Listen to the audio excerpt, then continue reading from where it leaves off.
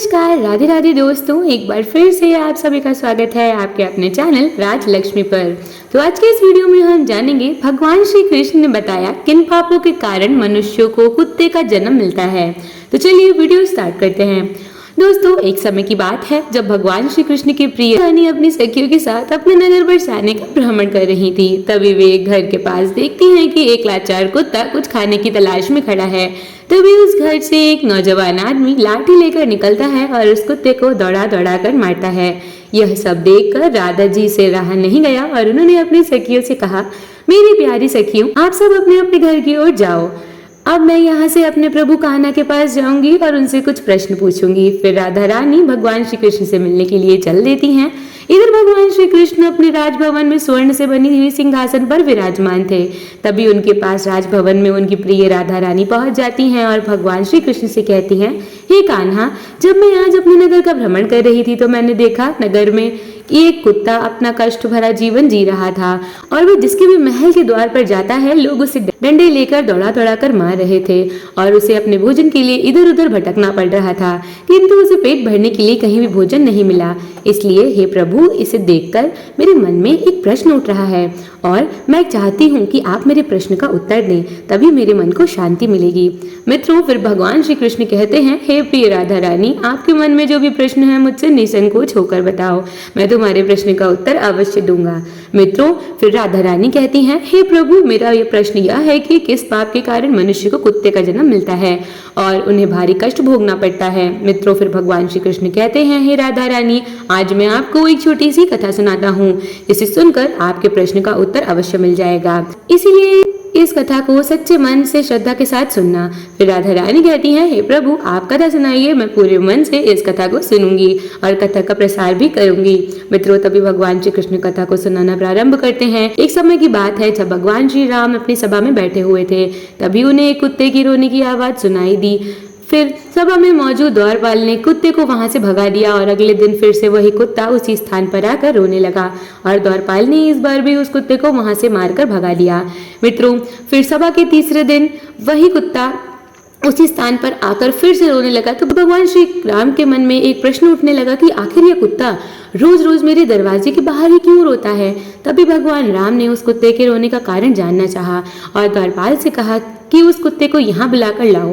तो उस कुत्ते को बुलाने के लिए द्वारपाल उसके पास गए और बोले, प्रभु श्री राम ने आपको अपने दरबार में बुलाया है। तो कुत्ता बोला, हे द्वारपाल, मुझे एक ऐसी योनि में जन्म मिला है जिसका मंदिर, राजभवन, रसोई घर और गौशाला जैसे पवित्र स्थानों पर जाना वर्जित है। तुम जाकर प्रभु श्री राम से कह दो कि वे स्वयं मुझसे मिलने के लिए यहाँ पर आ जाएं। तो द्वारपाल ने कुत्ते की सारी बातें भगवान श्री राम से जाकर बताई और ऐसे सुनकर भगवान श्री राम स्वयं उस कुत्ते के पास गए और उसे कहा, तुम रोज मेरे दरबार के बाहर आकर क्यों रोते हो, इसका क्या कारण है। तो कुत्ते ने भगवान श्री राम से कहा, हे प्रभु, मैंने कोई अपराध नहीं किया है, फिर भी एक सन्यासी ने मुझे पत्थर से मारा है जिसके कारण से मेरा पैर टूट गया है और अब मुझे बहुत पीड़ा हो रही है और इसी कारण मैं रोज आपके दरबार में आकर रोता हूँ। तब भगवान श्री कृष्ण कहते हैं, हे प्रिय राधा रानी, उस कुत्ते की पीड़ा को देखकर भगवान प्रभु श्री राम को बहुत दुख हुआ और भगवान श्री राम ने अपने द्वारपाल को अपने दरबार में बुलाया और कहा, हे द्वारपाल, जाओ जाकर वह सन्यासी जहाँ भी हो उसे ढूंढकर हमारे दरबार में अति शीघ्र लेकर आओ। तब भगवान श्री राम की आज्ञा पाते ही उनके दो सैनिक वहां से सीधा सन्यासी के घर पहुंच गए और उस सन्यासी को पकड़कर अपने साथ में लेकर भगवान श्री राम के दरबार में आ गए।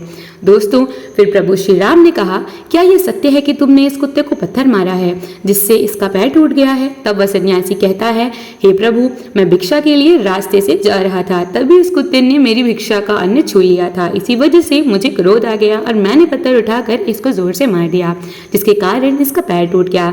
दोस्तों, तब सन्यासी की यह बात सुनकर श्री राम ने कहा, क्या आपको पता है कि यह एक अज्ञान पशु है और अपना पेट भरने के लिए ऐसा करता है और इनको इतनी अकल नहीं है कि ऐसा नहीं करना चाहिए, और यदि इस कुत्ते ने आपके अन्न को छू लिया तो इसमें इसका कोई अपराध नहीं है और ऐसा करना तो इसकी स्वाभाविक प्रवृत्ति है और इतनी सी बात के लिए आप इस कुत्ते को इतनी बड़ी सजा नहीं दे सकते हैं और अपराध इसने नहीं, अपराध तो आपने किया है जो एक सन्यासी होकर इस कुत्ते का पैर तोड़ दिया, इसलिए आप ही इसके अपराधी हैं। दोस्तों फिर भगवान श्री राम उस कुत्ते से कहते हैं कि यह सन्यासी तुम्हारा अपराधी है और तुम जो चाहो वह सजा इसे दे सकते हो। फिर भगवान श्री राम की बात सुनकर वह कुत्ते ने कहा, हे भगवान, इस सन्यासी को किसी महल का राजा बना दिया जाए। तो श्री राम ने उस कुत्ते की बात को स्वीकार कर लिया और उस सन्यासी को एक सुंदर वस्त्र पहनाकर एक घोड़े पर बैठा दिया और उसे महल ले आए और वहां का राजा बना दिया। इससे वह सन्यासी बहुत सारी संपत्ति और सुख समृद्धि के पाकर अति प्रसन्न हुआ। दोस्तों फिर वह सन्यासी सोचने लगा, मैंने अपने जीवन में कभी सपना भी नहीं देखा था कि मैं एक राजा बनूंगा, जिससे एक कुत्ते ने मुझे राजा भी बना दिया। सच में इस कुत्ते को अकल नहीं है, इसलिए मैंने इसकी टांग तोड़ दी थी, पर उसने मुझे सजा देने की बजाय महल का राजा बना दिया। यह सब कुछ देखकर लोग बहुत आश्चर्यचकित हुए और उन्होंने प्रभु श्री राम से पूछा, हे प्रभु, इस कुत्ते ने इस सन्यासी को सजा देने के बजाय महल का राजा क्यों बना दिया, जबकि उस सन्यासी ने तो कुत्ते का पैर तोड़ दिया था। तब गांव के लोगों की बात को सुनकर भगवान श्री राम कहते हैं, इस सवाल का जवाब आप लोगों को वह कुत्ता ही दे सकता है। तब सभी लोग उस कुत्ते के पास गए और उससे पूछा, आपने उस सन्यासी के साथ ऐसा क्यों किया है? उसे दंड देने की बजाय उसे एक राज्य का राजा बना दिया। तो कुत्ता मुस्कुराते हुए बोला, तुम जानना चाहते हो कि मैंने उस सन्यासी को सजा देने की बजाय उसे महल का राजा क्यों बना दिया है? दोस्तों तब वह कुत्ता उन सभी से कहता है, सुनो, अन्याय करने वाला राजा और दूसरों की संपत्ति को हड़पने वाला तथा घर पर पहुंचे याचक को भगाने वाला और किसी गरीब पर अत्याचार करने वाला दूसरे जन्म में कुत्ता ही बनता है, और यह एक सत्य है, इसमें कोई संकोच करने वाली बात नहीं है। एक राजा ही सबसे पहले गरीबों को सताता है और उनकी संपत्ति को हड़पने का काम करता है। दोस्तों फिर कुत्ते ने कहा, मैं भी पिछले जन्म में एक राजा था और मैंने गरीबों को खूब सताया था और उनकी मेहनत का धन खूब हड़पा था, और मैं भी लोगों के साथ बहुत अन्याय करता था और बेसहारे लोगों और गरीबों की जमीनों को हड़प लिया करता था और अपने से छोटे लोगों पर खूब अत्याचार करता था, जिसके कारण मुझे इस जन्म में कुत्ते का जीवन मिला है और अब मैं अपने पापों का फल भोग रहा हूँ। इसलिए उस सन्यासी को राजा बनाया है ताकि उसे भी अगले जन्म में कुत्ते का जीवन मिले और उसे पता चलेगा कि कुत्ते की जिंदगी कैसी होती है और अपना पेट पालने के लिए कितने लोगों से मार खानी पड़ती है।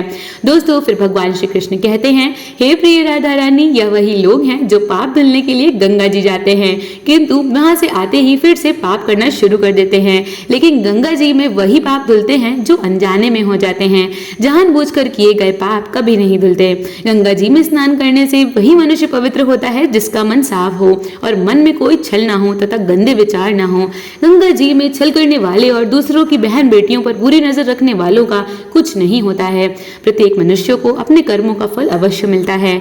मित्रों, इसीलिए आप सभी से हाथ जोड़कर अनुरोध है कि किसी बेजुबान जानवर को अगर हम लोग उस वक्त पेट भरने के लिए अन्न नहीं दे सकते तो उन्हें कष्ट पहुंचाने का भी हमें हक नहीं है। इसलिए दोस्तों, किसी भी बेजुबान जानवर को कभी भी कष्ट ना दें। यदि कुत्ता या बेजुबान जानवर आपके घर पर आता है तो यदि रोटी नहीं दे सकते तो उसे मारो भी मत, क्योंकि वह भी एक जीव है और उसे भी दर्द होता है और ईश्वर सबके पापों को देखता है और उसके अनुसार भगवान दंड भी देते हैं। तो दोस्तों, इस प्रकार भगवान श्री कृष्ण ने अपनी प्रिय राधा रानी को बताया कि कौन से पापों के कारण मनुष्य को कुत्ते का जन्म मिलता है। तो दोस्तों, मैं आशा करती हूँ आपको ये कथा पसंद आई होगी और यदि आप हमारे चैनल राजलक्ष्मी पर नए हैं तो इस वीडियो को लाइक करें, शेयर करें और कमेंट बॉक्स में जय श्री हरि विष्णु लिखना ना भूलें। हमारे वीडियो पर अंत तक बने रहने के लिए आप सभी का बहुत बहुत धन्यवाद। अब हम मिलते हैं एक नई कहानी के साथ हमारे अगले वीडियो में।